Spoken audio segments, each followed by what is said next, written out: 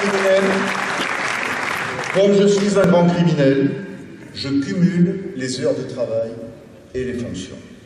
Ouais, mais nous inaugurions ce matin avec le président du conseil de surveillance de l'hôpital, nous inaugurions la nouvelle maternité, ce qui m'a donné donc une fois de plus l'occasion de rencontrer le staff administratif de l'hôpital de la Dracénie, son directeur, l'ensemble de ses directeurs, l'ensemble des médecins de l'hôpital. Tous, je dis bien tous, sont venus me voir en me disant c'est pas possible. Ce n'est pas possible. Monsieur Audibert, nous avons une obligation de réserve, c'est vrai, mais puisque vous êtes là ce matin, nous vous le disons dans le creux de l'oreille. C'est pas possible. Vous avez trop fait en quelques mois pour l'hôpital de la Dracénie, pour que demain, on passe ça par profits et pertes. Oui, la réanimation était en danger à l'hôpital de Draguignan. Nous sommes intervenus avec le président du conseil de surveillance de l'hôpital, le maire de Draguignan, auprès du ministère. Nous avons été entendus. Plus que jamais, nous avons besoin d'un député maire à Draguignan pour aller défendre l'hôpital, pour aller défendre la prison, pour aller défendre le tribunal, mais aussi pour défendre la diversification économique que nous souhaitons, car nous ne pourrons pas rester sur un modèle exclusivement dédié au service public. Il est aujourd'hui indispensable que nous fassions venir des entreprises, si possible des entreprises non polluantes. Voilà pourquoi, depuis quelques mois, je travaille en qualité de président de la communauté d'agglomération dracénoise avec à la diversification économique et particulièrement sur deux pistes bien particulières. La première, elle est tellement logique, travailler main dans la main avec les entreprises de l'armement, de la défense. C'est bien normal, nous sommes la première garnison de l'armée de terre de France. Il est important que nous puissions apporter à cette garnison à la fois du confort pour ces populations, mais la conforter également, et nous pouvons la conforter, en faisant venir à Draguignan un certain nombre d'entreprises qui travaillent dans le milieu de l'armement. Nous avons commencé ce long et difficile travail depuis plusieurs mois. Nous allons donc, si nous référons, si vous choisissez ce qui est proposé par un autre candidat, nous allons donc regarder la ville de Saint-Raphaël avec son député maire, Georges Ginesta, élu dimanche soir. Nous allons regarder la ville de Brignoles, qui a un hôpital, avec sa nouvelle députée maire dès dimanche soir, ma collègue Josette Ponce. Nous allons regarder la ville d'Hyères, avec son nouveau député maire, mon collègue Jean-Pierre Girand. Nous allons regarder Sifour avec son député maire. Nous allons regarder La Valette avec son sénateur maire. Nous allons regarder Toulon avec son député et son sénateur maire. Voilà, mes chers amis, la vérité. La vérité, c'est qu'il y aurait ici alors, et qu'il serait un grand péché, un crime d'orgueil, que de vouloir cumuler quelques fonctions pour pouvoir être encore plus efficace sur la gestion de la commune. Alors j'ai entendu la petite musique. J'ai entendu cette petite musique qui tente à dire « Oh, bah, s'il veut cumuler député-maire, c'est parce que les indemnités, ça va y aller. » Mes chers amis, vous me connaissez depuis tant d'années. Je n'ai pas besoin, parce que je le sais, je suis un privilégié, peut-être, de la vie par mon travail. Je continue à exercer un travail. Mes revenus, vous le savez, je ne les tire pas de la politique. Mes revenus, je les tire tout simplement de mon travail et de mes 2 cabinets d'assurance que j'ai sur Draguignan. Alors je prends au mot ce candidat et je lui dis voilà ce que j'ai proposé et ce que je m'imposerai à moi-même. Si je suis, dimanche soir, élu, votre maire, je prends l'engagement de ne percevoir aucune indemnité de maire tant que je serai député.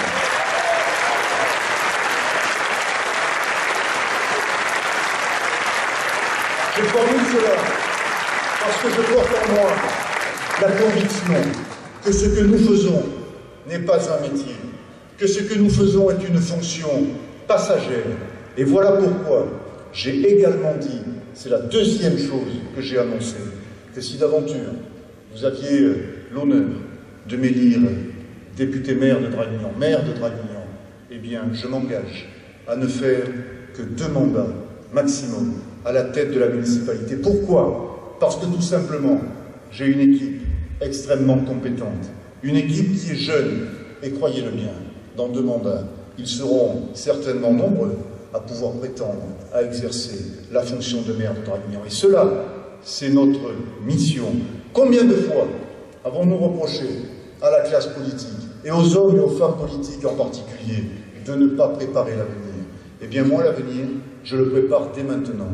Nous ne sommes pas encore élus, et déjà je vous dis, 2 mandats maximum pour préparer les miens à exercer cette fonction de maire de Draguignan.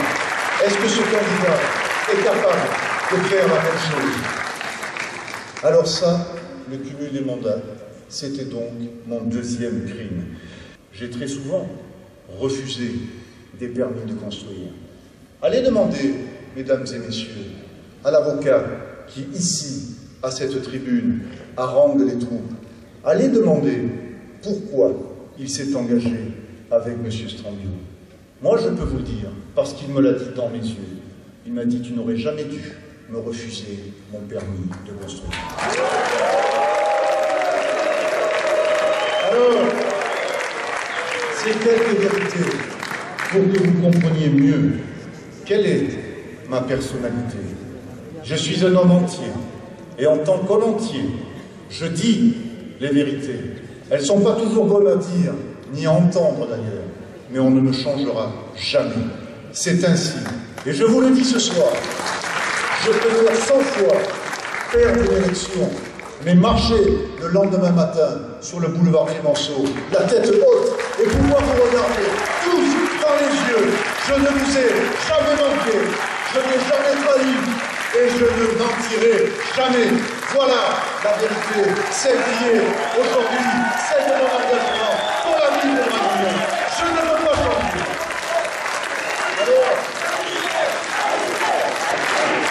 Alors oui. Et puis, j'ai dit, mais c'est pas fini, hein. Tenez-vous bien là, les colistiers. Je suis président de la communauté d'agglo. Vous allez voir ce qu'ils vont dire sur l'agglo. Eh bien, vous savez quoi? Pas une remarque sur la gestion de l'agglo. Mes chers collègues et maires, c'est à vous que ce compliment a été fait. Si il n'y a eu aucune critique sur la gestion de l'agglo, c'est peut-être, au bout du compte, que c'était pas si mauvais que ça. C'est peut-être qu'on n'a pas si mal travaillé.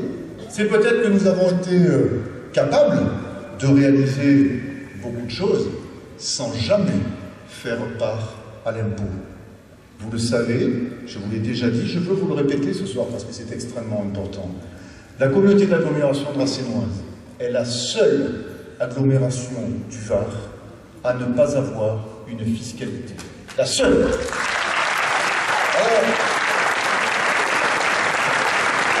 C'est affreux que d'avoir pu réaliser Chabran.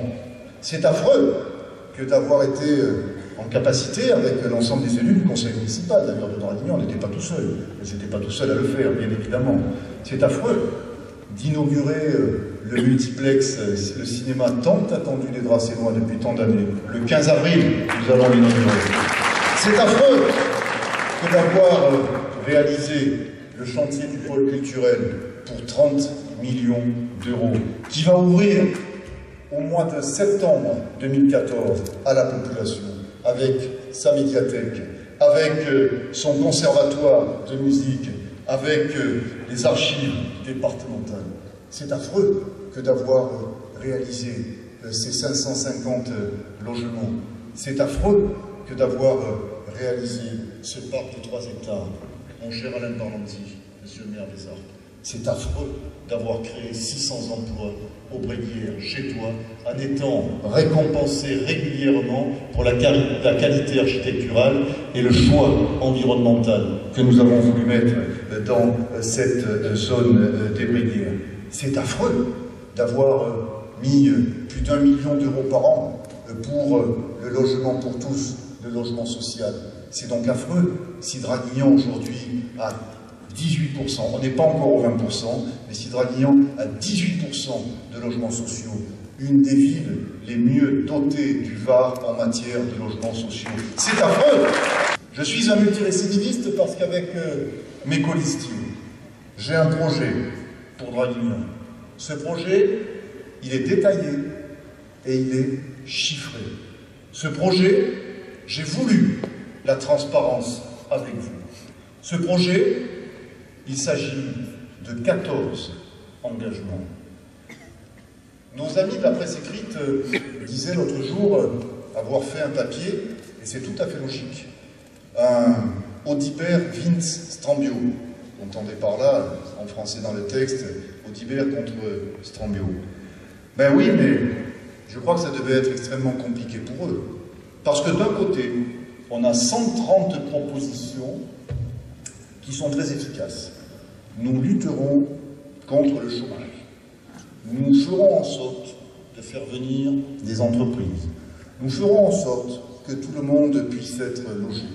Nous ferons en sorte que le centre-ville de Draguignan soit réhabilité. Nous ferons en sorte que le centre historique, 130 propositions égrenées, toutes de la même veine. C'est dur hein, à mettre dans un papier 130 propositions. Et de notre côté, nous avons seulement 14 engagements.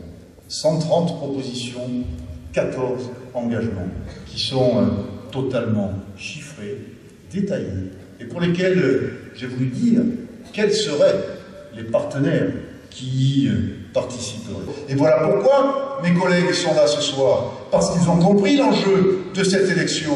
L'enjeu de cette élection, c'est bien de faire en sorte qu'il puisse y avoir une attractivité, du dynamisme économique, du dynamisme commercial dans notre ville. Parce que ce dynamisme, il va rejaillir sur l'ensemble du territoire. Et c'est ça ce que veut dire la présence des maires de la communauté d'agglomération, que je remercie encore aujourd'hui. La situation aujourd'hui à Draguignan, c'est que 25% de la clientèle va faire ses courses à l'extérieur, parce que les jeunes couples, parce que les adolescents ne trouvent pas les marques qui sont ces grandes enseignes nationales extrêmement populaires, que l'on ne trouve pas ici, et que nos concitoyens vont chercher à Grand-Var, vont chercher à Cap 3000, vont chercher au Puget, vont chercher à Nice Étoile particulièrement. Voilà la vérité, 25% d'érosion de la clientèle. Et voilà pourquoi nous avons des rideaux qui ferment en centre-ville. Alors j'entends le cœur, la louange des intérêts privés qui sont là. Oulala, jusqu'à présent on avait le monopole. Ça ne va plus le faire. Si maintenant ils veulent nous amener des grandes enseignes nationales, nos propres petits intérêts privés, ça ne va pas le faire.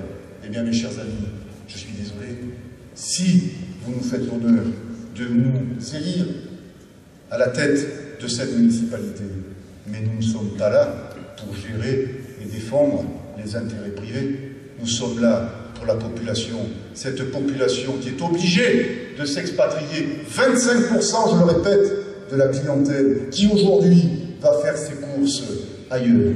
Alors, nous avons dit, il faut lancer les choses. Et le président du tribunal de commerce, Philippe Poinçillon, qui est là ce soir, vous le dira, vous dira la difficulté économique qu'éprouvent toutes les entreprises. Voulez-vous vraiment que l'on ne fasse rien? Voulez-vous vraiment que Draguignan reste un gros village?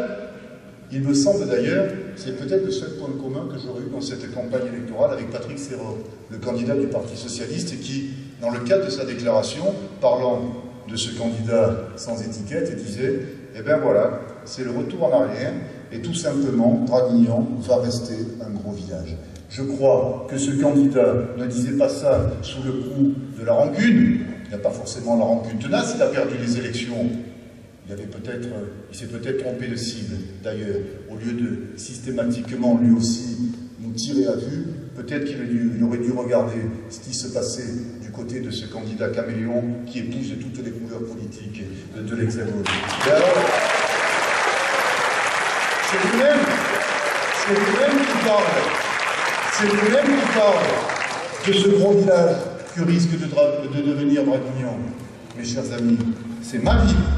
C'est votre ville, Jamais, ni vous, ni moi, n'accepterons que Draguignan reste un gros village. Draguignan doit se donner les moyens d'avancer. Draguignan doit être une ville attractive. Avec demain, l'ensemble des députés maires qui vont nous entourer tout autour de Draguignan, comme je le rappelais tout à l'heure, nous aurons quelques difficultés si nous-mêmes, nous ne jouons pas à armes égales et si nous n'avons pas exactement les mêmes éléments que les autres députés maires. Par ailleurs, nous avons une maison des sports et de la jeunesse. Donc tous les présidents, lorsque nous avons réuni avec Stéphane Pouard, l'adjoint au sport, 80 présidents sont venus nous dire, et attention, danger, la maison des sports, on a des difficultés avec nos fédérations. Oui, il y a de grosses difficultés avec les fédérations sportives. Pourquoi? Mais tout simplement parce que ce bâtiment a vieilli. Ce bâtiment a été construit il y a 42 ans. Ce bâtiment, nous avons mis 500 000 € de rapiessage pour des travaux divers et variés. Ce n'était que des rustines que nous mettions.